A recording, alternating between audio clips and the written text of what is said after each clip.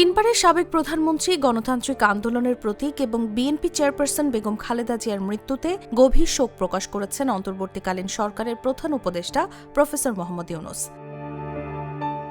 এক শোকবার্তায় প্রধান উপদেষ্টা বলেন, বেগম খালেদা জিয়ার ইন্তেকালে জাতি তার এক মহান অভিভাবককে হারালো। তার মৃত্যুতে আমি গভীরভাবে শোকাহত এবং মর্মাহত।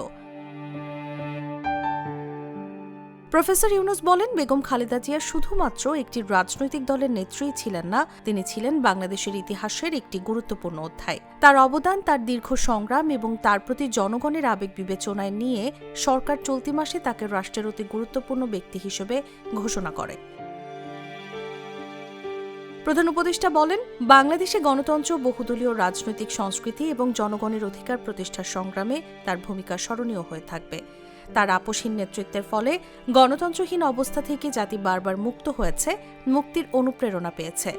দেশ ও জাতির প্রতি তার অবদান জাতি শ্রদ্ধার সঙ্গে স্মরণ করবে।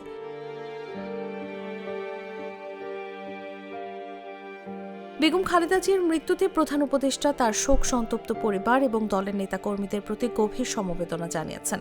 জাতির এই অপূরণীয় ক্ষতির দিনে তিনি দেশবাসীকে শান্ত থাকার এবং ধৈর্য ধারণের আহ্বান জানিয়েছেন এবং যার যার অবস্থান থেকে বেগম খালেদা জিয়ার জন্য দোয়া এবং প্রার্থনা করার অনুরোধ করেছেন।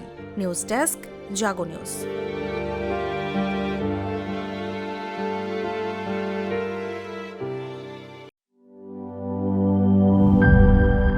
চকলেটে একাকার হয়ে ওঠা প্রাণ লেয়ার সম্পর্কের মিষ্টি ম্যাজিক।